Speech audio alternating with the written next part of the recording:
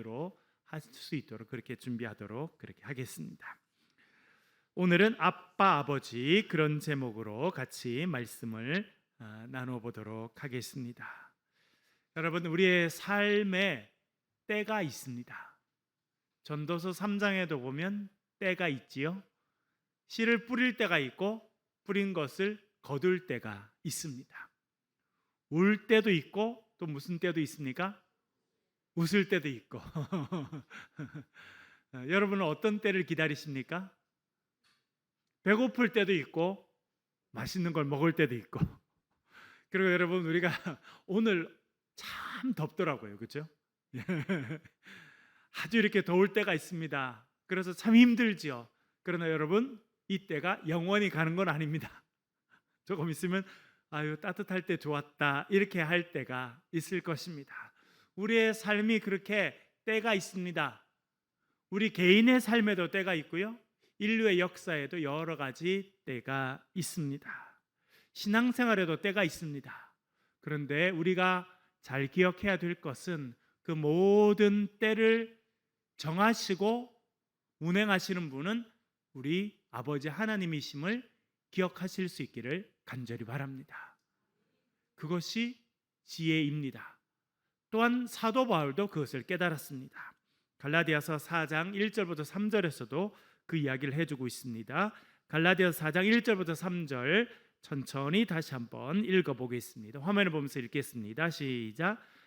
내가 또 말하노니 유업을 이을 자가 모든 것의 주인이나 어렸을 동안에는 종과 다름이 없어서 아버지가 정한 때까지 후견인과 청지기 아래에 있나니 이와 같이 우리도 어렸을 때에 이 세상의 초등학문 아래에 있어서 종 노릇 하였더니 아멘. 오늘 4장의 말씀은 지난번 우리 3장을 배우면서 이야기했던 부분과 깊이 연결되어 있습니다. 그때 제가 말씀드렸죠. 주인의 아들, 주인의 딸이지만 우리 지금 말하면 초등학교, 학교 교육을 받으러 갈 때는 바이다고고스라고 불려지는 종의 지도를 받았습니다. 그러니까 어릴 때 이 사람은 종은 아닙니다. 상속자죠. 주인의 아들이고 주인의 딸입니다. 그래서 종이 아니에요. 신분이 완전히 다릅니다. 그런데 어릴 때는 그 주인의 자녀들을 교육하고 이끌어가는 종들의 인도를 받고 가르침을 받을 때가 있다고 하는 것을 말해주고 있습니다. 지난 시간에도 제가 바이다고고스라고 하는 것을 설명하면서 말씀드렸습니다만, 그 사람들이 이제 집에서 학교까지 갈 때, 또 학교에서 교육받는 동안, 또 학교에서 교육받고 다시 집으로 돌아오는 동안에는 이 종 중에 상당히 지혜가 있고 나이가 많은 이 종이 이끌어가는 대로 그 주인의 자녀들이 따라가야 했습니다. 그리고 집에서 학교로 가거나 혹은 학교에서 집으로 오다가 곁길로 가면 그 종이 혼을 내기도 했습니다. 그렇게 훈육도 받고 교육도 받는 일이 있었다라고 하는 것입니다.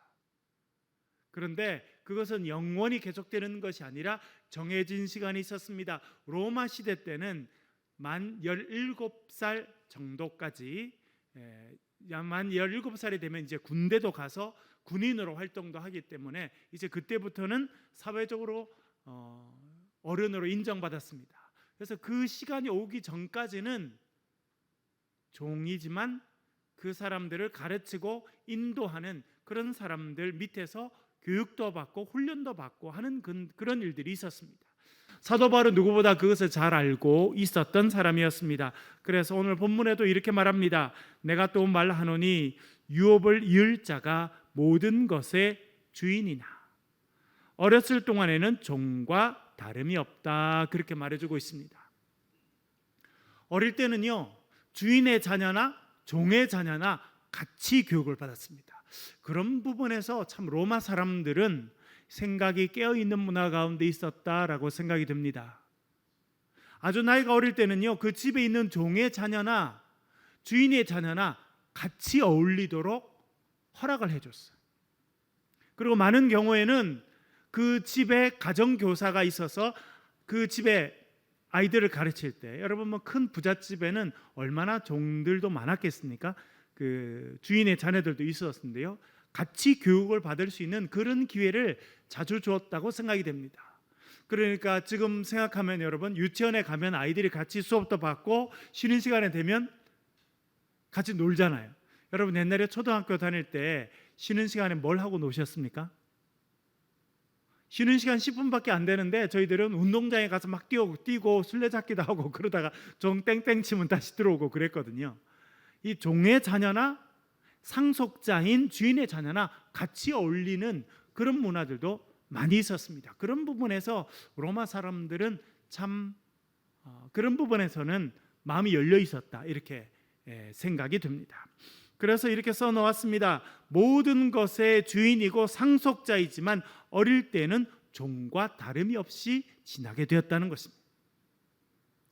그래서 그 아버지가 정한 때까지 후견인과 청지기 아래 있었다, 그렇게 말해주고 있습니다. 후견인과 청지기라고 한 말은 말씀드린 것처럼 아버지가 지정해 놓은 사람이 있었어요. 수학과 영어와 라틴어와 이런 것은 이 사람한테 배우고, 또 군사 관련된 것은 이런 사람에게 배우고. 여러분 로마 시대 때 헬라 문화들이 많이 있었는데요, 그 당시 자녀들에게 어릴 때 무엇을 가르쳤겠습니까? 재밌는 거는 아주 어릴 때는 두 가지에 집중했더라고요. 음악 교육에 집중하고, 그리고 체육과 같은 그런 몸을 움직이는 교육에 집중했어요. 예술 교육을 어릴 때 많이 시켰더라고요. 그것이 감성과 이성과 그런 것이 성장하는데 도움을 많이 줬다고 생각이 됩니다. 그리고는 어릴 때는 많이 움직이니까 에너지 자체가 많고 또 많이 움직여야 건강하니까 그런 교육을 많이 시켰어요. 우리 하는 수학 교육 이런 것들은 좀 더 나이가 들어서 나중에 시켰다고 하는 것을 배우게 되었는데요. 그러니까 음악 교육은 이 선생님한테 교육받고, 체육은 이 선생님한테 교육받고, 또 언어나 문학은, 철학은 또 이 선생님한테 교육받고, 그렇게 좀 괜찮은 집안에서는 선생님들을 많이 두었습니다. 특별히 종 가운데서도 차별이 많았는데요, 남자 종들 가운데서는 힘을 쓰는 일이 있죠. 예를 들어 뭐 장작을 팬다든지 어떤 집에 무너진 걸 보수한다든지 그런 일들을 하는 그런 종부터 어떤 종들까지 있었냐면 자녀들을 전문적으로 교육하는 종도 있었습니다. 특별히 그 당시 로마 사회는 헬라 문화가 중요했고, 헬라 말을 잘하는 것이 소위 말하는 상류층으로 가는데 대단히 중요한 일이라고 생각이 되었습니다. 그래서 종들 가운데 헬라 철학과 수사학을 많이 배운 종들은 다른 종들에 비해서 심지어 5배, 10배 몸값을 지불하고 사와야 되는 그런 일도 있었다라고 하는 것을 이야기하는 걸 들어보았습니다. 그러니까 여러분 종들 가운데서도 차별이 많았죠. 어떤 종은 몸값이 10배. 재밌는 거는 제가 한국에서 대학을 다니다 미국에 가니까 그런 문화가 좀 있더라고요. 여러분 한국은 대학의 교수가 되면 예를 들어 뭐 사회학을 가르치든지 법학을 가르치든지 거의 비슷합니다. 월급이 딱 정해져 있어, 호봉이 정해져 있어가지고 거의 비슷해요.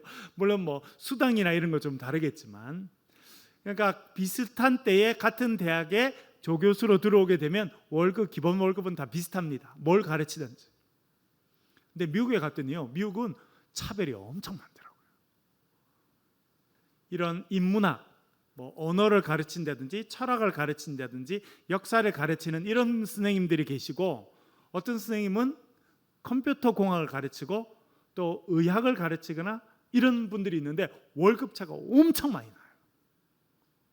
또 재밌는 건 뭐냐면, 제가 전에 유학하던 학교에 정말 유명한 교수님이 계셨거든요. 그 교수님은 미국 저명한 잡지인 타임즈에서 미국 최고의 신학자 이렇게 할 때 뽑힌 분이에요. 저도 이제 그분 이름만 듣다가 학교에 가서 실제로 그분을 만나게 된 거예요. 되게 괴짜더라고요. 늘 청바지만 입고 다녀요. 사시사철 청바지만 입고 다닙니다. 그리고 티셔츠, 와이셔츠처럼 생긴 티셔츠 하나만 입고 다녀요. 그리고 넥타이 하나 매고, 그리고 구두 신은 걸 본 적이 없어요. 꼭 그냥 운동화 신고 오십니다. 그분이 미국 최고의 신학자로 꼽힌 분이에요. 그래서 참 특이하시다, 그렇게 생각했는데, 제가 나중에 들어보니까 그 교수님은요, 같이 가르치는 교수님들보다 연봉이 몇 배씩이나 더 많다는 거예요. 그런데 그분들은 그게 당연하다 이렇게 느끼는가 봐요. 저분은 유명한 분이시고 인기가 많으시니까 그렇게 된다, 이런 뭐 차이가 있다, 뭐 이런 것들 보고 저는 처음에 좀 놀랐습니다. 근데 이제 그게 문화가 좀 다른 것이죠. 로마 사회 때도 말씀드린 것처럼 종이라고 하더라도 신분차가 많이 있었습니다. 그러나 그들의 특징은 종이라는 거예요. 주인의 자녀를 가르치는 사람도 결국은 신분은 종이라는 것입니다. 그런데요, 어른이 될 때까지, 오늘 본문에 나온 것처럼 하면 아버지가 정한 때까지는 그 종들 밑에서 교육을 받아야 돼요. 혼이 나기도 하고 훈육도 받아야 된다는 것입니다. 그런데 그것이 영원한 것이 아니라 때가 정해져 있다는 것입니다. 그래서 사도 바울은 그것을 아버지가 정한 때까지라고 그렇게 말해주고 있습니다. 3절도 이렇게 말합니다. 이와 같이 우리도 어렸을 때 이 세상의 초등학문 아래에서 종노릇 하였더니라고 말해주고 있습니다. 우리도 종노릇하게 될 때가 있다는 것입니다. 우리의 원래 신분은 종이 아닙니다. 그러나 종들과 똑같이 먹고 똑같이 공부하고 똑같이 뛰어노는 그런 시절이 있다라고 하는 것을 말해주고 있습니다. 그것이 하나님께서 가지고 계신 섭리고 계획이고 뜻이라고 하는 것을 알려주고 있습니다. 여기서 중요한 단어가 있습니다. 처음에 말씀드린 것처럼 아버지가 정한 때까지입니다. 여러분, 처음에도 말씀드렸다시피 때가 있습니다. 여러분, 어른이 돼서 자녀들에게 말씀하시거나 또 어른이 되셔서 젊은이들이나 또 어린아이들에게 할 때 여러분 그런 말씀 하시죠. 야, 공부하는 게 힘들지. 그래도 공부할 때가 있어. 그때 그래도 열심히 기쁘게 공부하면 좋아 라고 말씀하시죠. 예, 다 때가 있습니다. 훈련 받을 때가 있고요, 훈련을 받고 싶어도 훈련 받지 못하는 때가 있습니다. 저도 장교로 임관하게 되었는데 2달 동안은 훈련을 받았어요. 여기 옆에 있는 삼사관 학교에서 아주 힘들 때가 있었어요. 그 삼사관 학교에서 제일 마지막 이제 장교로 임관하기 전에 유격 훈련을 받게 되는데요. 그때는 너무너무 힘들어요. 몸이 너무너무 힘들어. 그런데 이제 훈련 기간에는 노란색으로 된 그 다이아몬드인데, 노란색으로 된 다이아몬드 하나씩 박혀 있는 모자를 줍니다. 그게 계급이에요. 아직 정식 임관하지 않았기 때문에 노란색이. 근데 여전히 훈련, 나는 장교 후보생이고 금방 장교가 될 거지만 아직은 훈련생이에요. 그래서 뭐가 힘들었냐면 저희들이 유격 훈련장에 갔는데 우리를 훈련시키는 조교들은요, 일반 병사들이에요. 일병, 상병, 병장, 이런 병사들이죠. 조금만 지나서 우리가 장교가 되면 그 친구들이 저희들 만나면 딱 이렇게 인사하고 이렇게 해야 되는데, 지금은 아직 우리가 훈련 받는 중인 거예요. 아직 나라에서 공적으로 계급을 주지 않았어요. 그래서 어떤 일이 생기게 됐냐면 우리가 상병한테 얼차례를 받게 됐어요. 유격 훈련하는 중인데 말을 잘 안 들었던 거예요. 저희들이 다 이게 목사님들, 스님들, 신부님들이었거든요. 근데 여전히 훈련생이. 한 번은 저희들이 뭔지를 잘 기억 안 나는데 좀 위험한 훈련이라고 생각했나 봐요. 뭐 이렇게 했는데 누가 하나 실수했어. 그래서 저희들이 쭉 이렇게 불려 나와가지고 팔굽혀펴기 얼차례를 받았어요. 상병한테. 이 친구는 상병이에요. 나이도 훨씬 어릴 뿐만 아니라 상병인데, 그러나 이 사람은 훈련하는 입장이 있는 거예요. 그래서 저희들에게 얼차를 줄 수 있는 자격이 있었어요. 그래서 저희들이 팔굽혀펴기 얼차례를 받았다니까요. 그런데 불과 3주 만에 저희들이 계급장을 달았어요. 어떤 사람은 중위, 어떤 사람은 대위 계급장을 달게 됐습니다. 부대가 뭐 어떻게 될까요? 완전히 달라지죠. 그런데 여러분, 훈련을 받아야 될 때 훈련 받지 않으면 자격을 얻을 수 없다는 것을 깨닫게 됐어요. 재밌는 일은 저희들 훈련하던 중에 어떤 연락이 왔냐면 신부님 중에, 신부님들은 보니까 신학교 다닐 때 군대 다 갔다 오더라고요. 100%. 그리고 또 동기들이 다 돌아올 때까지 기다렸다가 전부 다 같이 진급하는 거예요. 신부님들은 다 그런 시스템은 돼 있더만요. 그리고 전국에 교구청이 있는데 그중에 예를 들어 이번에 대구 교구에서 군목이 2명 필요하다. 그러면 대구 교구청에 있는 사람 중에 2명을 군대 보내는 거예요. 그래서 그분들이 훈련을 받고 이렇게 오는데, 훈련을 받아 보니까 신부님들이 좀 불만이 많으세요. 왜? 우리 군대 갔다 왔는데 또 들어왔다는 거예요. 군대에. 여기 남자분들 군대 갔다 오신 분들 한번 갔다 오고 또 들어가면 할렐루야 하시겠어요? 남자분들이 가끔 군대 갔다 온 사람들이 꾸는 악몽이 있습니다. 그게 뭐냐면, 나 분명히 군대 갔다 제대 왔는데 꿈에요 영장이 또 날라와요. 군대에 입대해야 된다고. 그게 악몽이에요. 여러분들도 아마 그런 악몽 꾸신 분이 계신데, 그러니까 신부님들은 너무 스트레스 받는 중에 오신 거예요. 그러니까 군대 와서 훈련하는 게 너무 힘든 거예요. 근데 저희들이 한 달 반, 2달을 훈련 받는데 한 달 반 정도 훈련을 받았는데, 정확하게 어딘지 모르겠는데 수원인지 어디서 연락이 온 거예요. 신부님 한 명이 제대하기로 했는데 마음을 바꿔서 제대 안 하니까 한 명은 장교를 인관하지 않아도 된다고.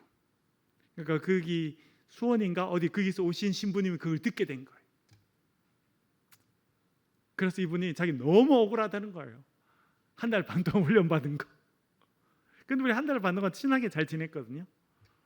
그래서 그분은 옵션을 줬어요. 끝마치고 장교로 인관하든지 안 그러면 여기서 그만두든지. 그분은 그만두는 걸 선택했어요. 저희들은 며칠은 부러웠어요. 왜냐하니까 명령이 날라와야 이분이 다시 돌아가는데, 명령 오기 전에 우리는 훈련 받는 중에 이분은 예외예요. 열외. 우리는 이렇게 각 맞춰서 훈련 받고 이럴 때 이분은 그냥 뒷짐지고 있고 우리 그 숙소에 그냥 남아 있고 열외로 며칠째. 우리 너무 부러웠어. 우리는 더운 날씨에 훈련 받는데 너무 부럽다. 근데 여러분 어떻게 된지 아세요? 그분은 결국 한 달 반 훈련을 받았지만 장교가 안 되셨어요. 못 되셨어요. 왜? 마치지 않아서. 훈련 기간을 다 채우고 수료를 해야지만 장교가 되는데 장교가 못 되신 거예요. 여러분, 우리의 삶에 때가 있더라고요. 훈련 받을 때가 있고요. 어떤 때는 어려움을 겪어가야 될 때가 있어요.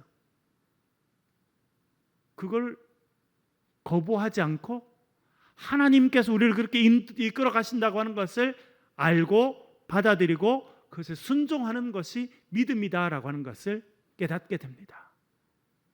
그런데 여러분, 어려운 것은 무엇이냐면 우리가 이것이 훈련인지 아닌지 잘 알 수 없다는 거예요. 그리고 이것이 언제까지 계속될지 잘 알지 못한다라고 하는 것이 어려운 일입니다. 여러분 100m 달리기 해보셨죠? 초등학교 다닐 때 100m 달리기 결승점이 보입니다. 그걸 보고 달려가면 됩니다. 좀 힘들지만 끝까지 가면 결승점이 있어 끝나요.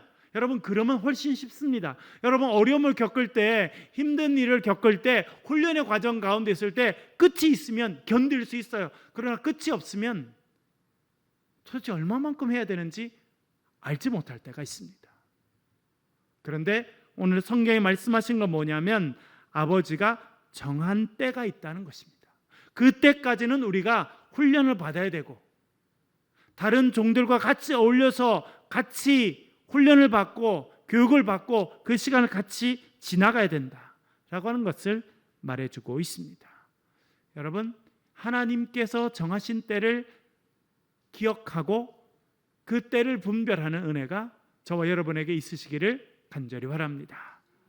아버지의 정해준 때가 있다는 거예요. 어려움을 당할 때는 하나님 이 때가 언제인지 모르지만 제가 믿음으로 달려나가게 도와주십시오라고 기도할 때 하나님께서 우리의 기도를 들으시고 그 하나님의 때에 우리에게 놀라운 은혜의 빛을 비추어 주실 것입니다. 또 이 때 이야기는요, 우리에게만 거치는 것이 아니라 예수 그리스도에 대한 이야기로 연결됩니다. 갈라디아서 4장 4절부터 5절까지 두 절 한번 읽어보겠습니다. 읽겠습니다. 시작. 때가 참에 하나님이 그 아들을 보내사 여자에게서 나게 하시고 율법 아래 나게 하신 것은 율법 아래 있는 자들을 속량하시고 우리로 아들의 명분을 얻게 하려 하심이라. 아멘. 여기도 때에 대한 이야기가 나옵니다. 때가 찼다는 것입니다. 여러분, 때가 찼다. 어떤 단어가 생각납니까? 마가복음 1장 14절 15절에 보면 나옵니다. 때가 찼고 하나님의 나라가 가까이 왔으니 회개하고 복음을 믿으라. 그렇게 예수님께서 말씀하셨습니다. 때가 찼다는 거예요. 찼다는 것은 충만하다, 가득하다는 뜻입니다. 하나님의 때가 차게 되면 구원의 역사가 이루어진다고 하는 것을 말해주고 있습니다. 그래서 4절이 이렇게 말합니다. 때가 참에 하나님이 그 아들을 보내사 여자에게서 나게 하시고 율법 아래에 나게 하신 것은, 하나님의 때가 찼습니다. 그 때는 구원의 때예요. 구원의 때 하나님께서 하신 일이 무엇입니까? 아들을 보내주신 것입니다. 여러분, 하나님께서 우리에게 주신 가장 큰 복이 있습니다. 그것은 무엇이냐면 아들 예수 그리스도를 이 땅에 보내주신 것이다 라고 하는 것입니다. 예수님께서 이 땅에 악의 몸을 입고 이 땅에 오셨습니다. 그리고 그 예수님을 십자가에 매달리도록 하셨습니다. 그것이 하나님께서 하신 일이고 그것이 구원의 역사임을 성경이 말씀해주고 있습니다. 그런데 이렇게 말합니다. 때가 찼습니다. 하나님께서 그 아들을 보내셨습니다. 누구에게서 나게 하셨습니까? 여자에게서. 왜 여자에게 나게 하셨습니까? 모든 인간들이 엄마로부터 태어나기 때문에 예수님도 똑같은 과정을 거치도록 하셨다는 것입니다. 그리고 율법 아래에서 나게 하셨다, 그렇게 이야기합니다. 율법, 이 지배하는 세상 가운데, 율법을 통해 역사하는 죄에 있는 인간의 세상 가운데 예수님께서 태어나게 하셨다는 것입니다. 왜? 우리와 똑같은 모습으로 태어나시고 우리와 똑같은 모습으로 지내셔서 결국 우리를 구원하시기 위해서 예수님께서는 예수님을 똑같은 모습으로 이 땅 가운데 보내셨다라고 하는 것을 사도 바울이 말해주고 있습니다. 그렇게 엄마로부터 태어나게 하시고 죄 가운데, 율법 가운데 태어나게 하신 이유는 무엇이냐? 5절에 이렇게 말합니다. 율법 아래 있는 자들을 속량하시고 우리로 아들의 명분을 얻게 하려 하심이라 라고 말해주고 있습니다. 율법 아래 있는 자들, 그 사람들이 누구입니까? 사실은 아브라함 이후의 모든 사람들이 율법 아래 있는 자들입니다. 율법을 통해 역사하는 죄 아래 있는 사람들이라고 하는 것입니다. 하나님께서 아들을 이 땅 가운데 보내신 이유는 우리를 죄로부터 건져주시기 위함입니다. 여러분, 구원이 무엇입니까? 구원.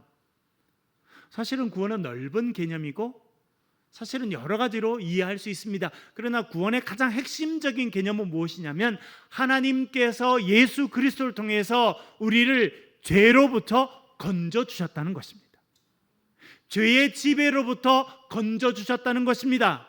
지금까지는 우리가 죄의 지배 가운데 살고 죄의 영향력 아래 있었는데 이제 예수 그리스도를 통해서 하나님께서 우리를 죄로부터 건져주셨다라고 하는 것이 구원이라 그렇게 이해할 수 있겠습니다. 그래서 오늘 본문에서는 율법 아래 있는 자들을 뭐 하셨다는 겁니까? 속량하셨다. 좀 어려운 말입니다만 속량하셨다, 건져주셨다, 구원해 주셨다, 똑같은 개념이라고 생각할 수 있겠습니다. 여러분, 요즘 우리가 시편을 읽고 있는데요, 다윗이 자주 쓰는 표현이 있더라고요. 하나님께서 나를 구원해 주셨습니다, 그렇게 하는 표현과 같은 표현이 있는데 그것은 무엇이냐면 우리를 건져 주신다는 거예요. 여러분, 건져주신다는 표현은 구약 성경 처음에도 나오죠. 출애굽기 가니까 하나님께서 누군가를 물에서 건져주시죠. 누구를 어디서 건져주십니까? 모세를 나일강에서 건져주시죠. 건져주신다. 수렁에서 건져주신다. 다윗도 보면 나를 기가 막힐 웅덩이와 수렁에서 건져주셔서 나를 반석 위에 세워주시고 내 입에 새 노래를 주셨다, 그렇게 말씀해 주고 있습니다. 그렇게 건져주신다라고 하는 것이 속량하신다는 것이고, 속량하신다라고 하는 것이 구원해 주신다라고 하는 것입니다. 여러분, 하나님께서 예수 그리스도를 통해서 저와 여러분 우리 모두를 속량해 주신 줄로 믿습니다. 죄로부터 건져주신 거예요. 사람들이 그것이 죄인지도 모르고 그것이 죽음의 골짜기인지도 모르고 그것이 희희낙낙하며 지내는 그곳에서부터 하나님께서 우리를 건져주셨다는 것입니다. 구원해 주셨다라고 하는 것입니다. 그리고 구원해 주셔서 이루어지는 일이 무엇이냐? 우리로 아들의 명분을 얻게 하려 하셨다, 그렇게 말합니다. 여기 이제 아들만 써놔서 우리 따님이신 분들을 좀 섭섭하실 수도 있는데요, 그러실 거는 전혀 없습니다. 그래서 여기 아들이라고 표현되어 있는 것은 그 당시 문화가 이제 남성 중심으로 이야기했기 때문에 그렇지만, 아들이나 딸이나 우리 모두를 하나님께서 구원해 주시고 예수 그리스도를 통해서 우리에게 새로운 신분을 주셨습니다. 그 신분이 무엇입니까? 아들의 신분이고 딸의 신분이고 상속자가 되는 겁니다. 상속자.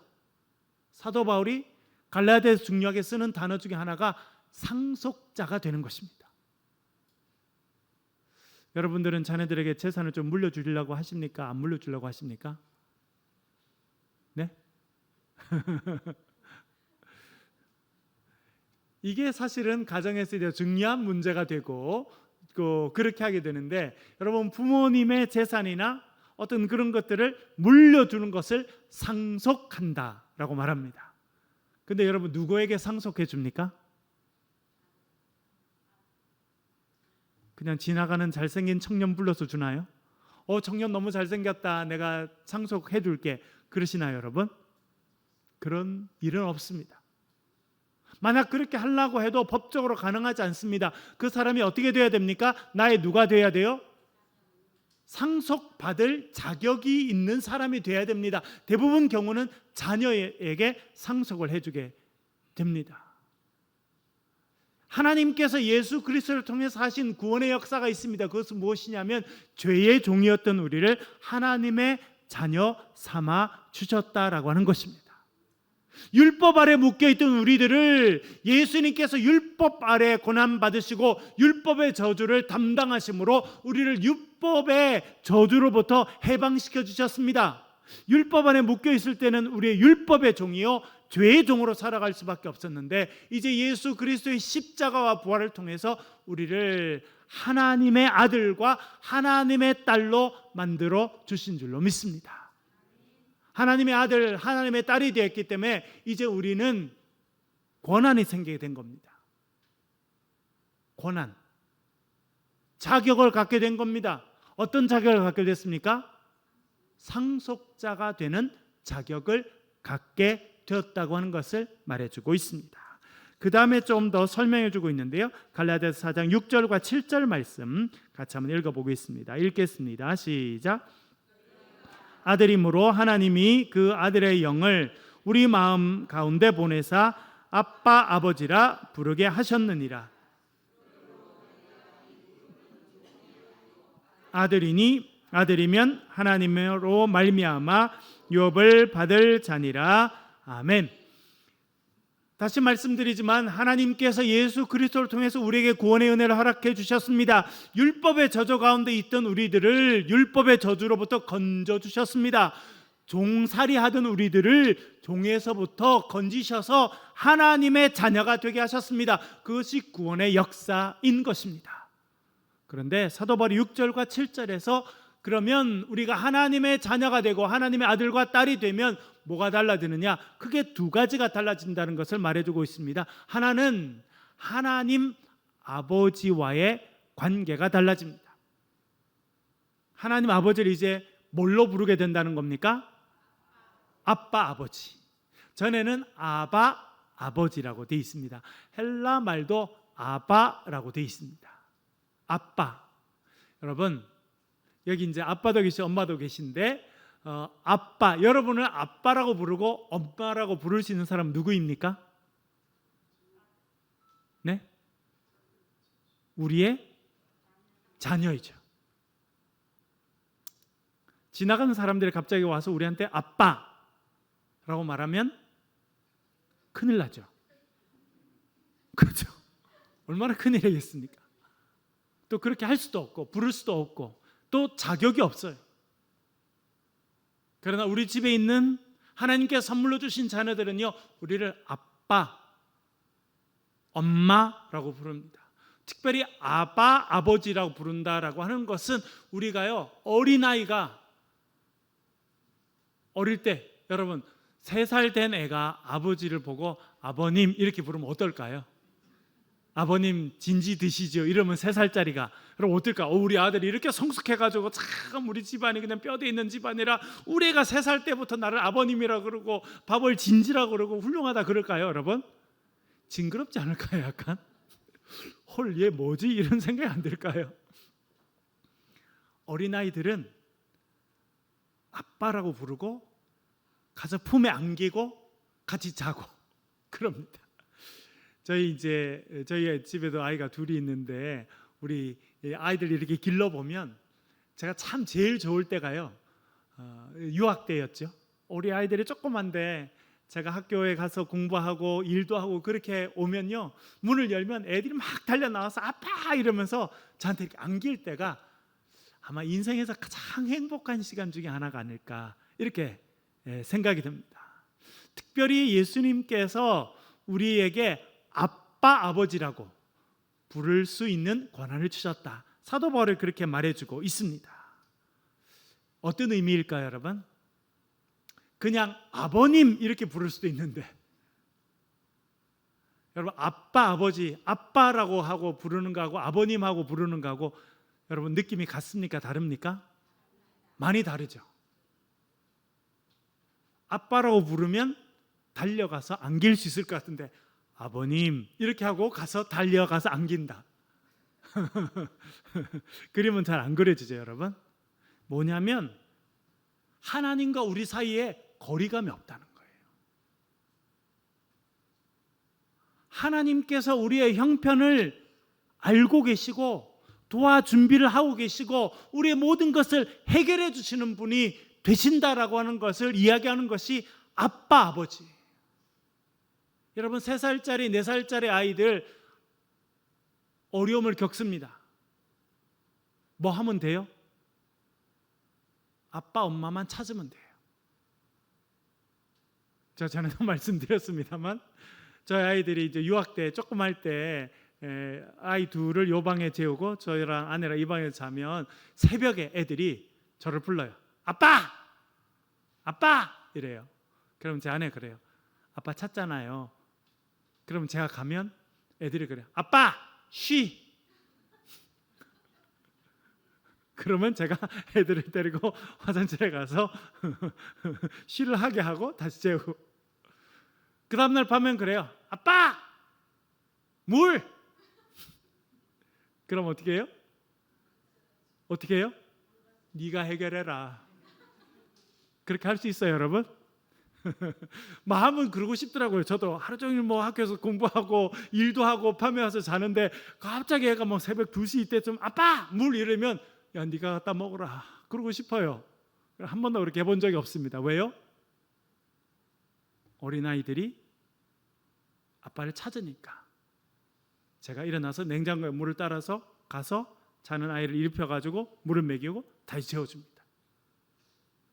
지금 제 큰애가 이제 대학생이고 둘째가 고등학생인데 만약 지금 아이들이 큰애가 아빠! 물! 이렇게 하면 제가 어떻게 할까요? 네가 알아서 해라. 그렇죠? 저는 아빠 아버지라고 왜 썼을까 생각을 참 많이 하게 됩니다. 왜 사도 바울이 이 단어를 꼭 여기 써야 됐을까? 그건 뭐냐면 예수 그리스도 안에서 우리와 하나님과의 관계에 있어서 그 가운데 막혀있던 모든 것이 없어졌다는 거예요. 우리가 아빠라고 부르면 하나님께서 준비하고 계시다가 우리의 삶에 필요한 모든 것을 제공해 주시는 분, 그런 분이 우리 하나님이시다라고 하는 것을 우리에게 알려주기 위해서 이 단어를 특별히 사용했다, 그렇게 생각이 됩니다. 여러분, 우리 하늘 아버지는 우리의 아빠, 아버지이신 줄로 믿습니다. 저는 한 말씀드렸습니다만 제가 고등학교 다니다가 아마 그때 무슨 기말고사였는지 전국 단위 모의고사였는지 잘 모르겠는데 시험을 보고 그때 학교를 일찍 보내줬어요. 고3 때였던 것 같아요. 고3 때였는데요. 집으로 가게 됐는데 집으로 가기 전에 제가 신앙생활 하던 교회에 들렀어요. 교회 예배당이 2층에 있었는데 2층에 올라갔는데 예배당 문은 잠겨 있습니다. 근데 뒤에 안내석에 의자가 있더라고요. 제가 거기 앉았어요.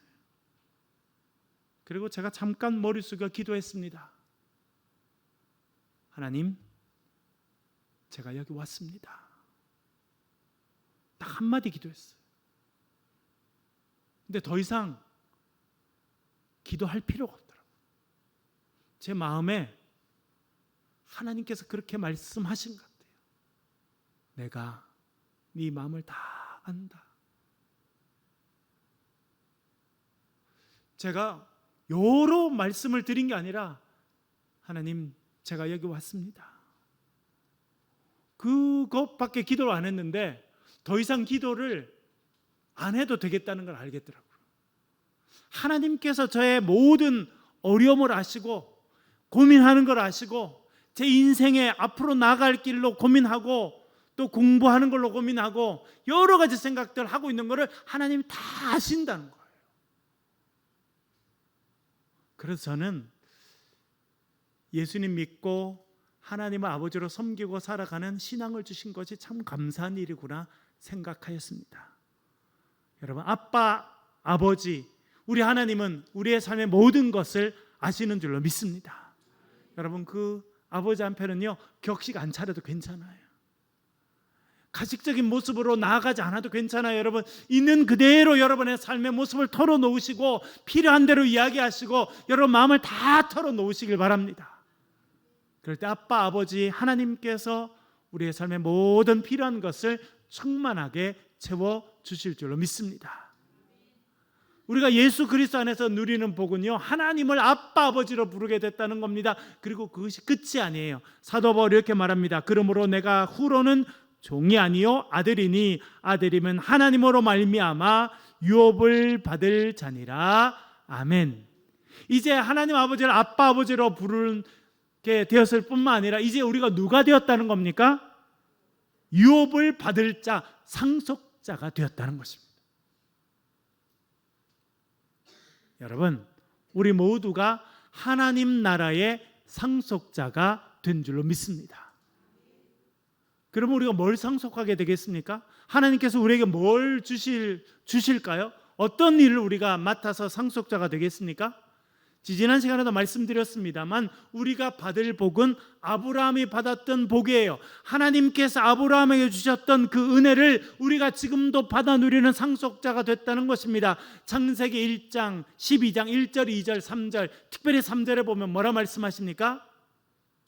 땅의 모든 족속이 너로 말미암아 복을 받게 될 것이라는 거예요.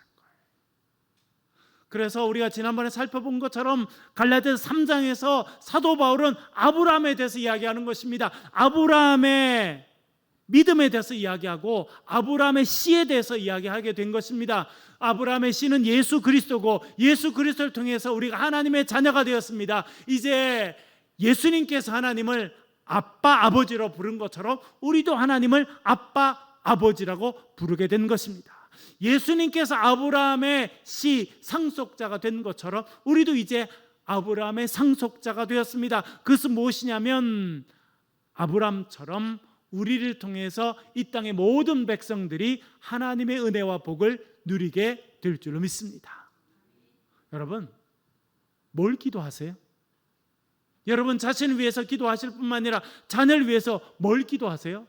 하나님, 우리 아이들 아주 유명한 대학에 들어가게 하시고 대기업에 들어가게 하시고 돈 많이 벌게 도와주시고, 이렇게 기도하세요. 여러분 감옥 들어가는 사람들 보세요. 아주 큰 부끄러움을 당하고 가족 감옥에 들어가는 사람들, 우리 최근 우리나라 역사뿐만 아니라 보면요, 어떤 사람들이 그러던가요? 대부분 좋은 대학 나왔어요. 대부분요 재산도 많고 엄청 유명해요. 여러분, 우리의 기도 제목은 그게 아닙니다. 우리의 삶을 향한 기도 제목도 마찬가지고 우리 자녀를 향한 기도 제목도 마찬가지예요. 여러분, 세상적으로 유명해지고 잘 나가고 인기 많고, 그게 기도 제목이 아니라니까요. 여러분, 뭐가 기도 제목입니까? 하나님, 우리 자녀들을 통해서 세상의 모든 백성들이 하나님의 복을 받는 축복의 통로가 되게 도와 주십시오라고 기도하실 수 있기를 간절히 바랍니다. 유명한 대학을 안 나와도 괜찮아요. 대기업에 안 들어가도 괜찮습니다. 인기가 그렇게 많지 않아도 괜찮아요, 여러분. 그러나 우리의 가정이, 우리 자녀가 어느 곳에 있든지 그곳에서 하나님의 생명이 전파되고 하나님의 은혜가 전달되는 그런 축복의 통로로 쓰임 받는다고 하면 그 사람이 하나님의 자녀요, 하나님의 상속자인 줄로 믿습니다. 그것이 하나님께서 예수 그리스도를 통해서 우리에게 주신 복이다 라고 하는 것입니다.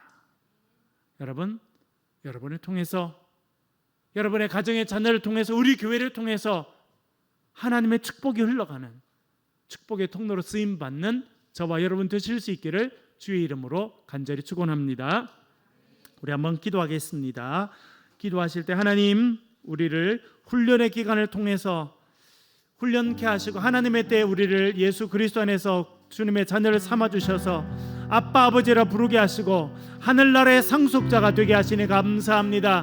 하나님, 우리가 이 구원의 은혜를 받았사오니 하나님 축복의 통로로 쓰임받는 인생이 되게 도와달라고 한번 기도하겠습니다. 특별히 우리 자녀들의 이름을 불러가면서 하나님 아버지를 아빠 아버지라 부르게 하시고 이 땅의 축복의 통로로 쓰임받는 자녀들이 되게 해달라고 도와해달라고 기도해 주시고, 우리 새창조 교회를 위해서 또 어려움을 겪고 있는 나라와 민족을 위해서 한번 기도하겠습니다. 기도하십시다. 아버지 하나님, 은혜와 사랑과 긍휼을 감사드립니다.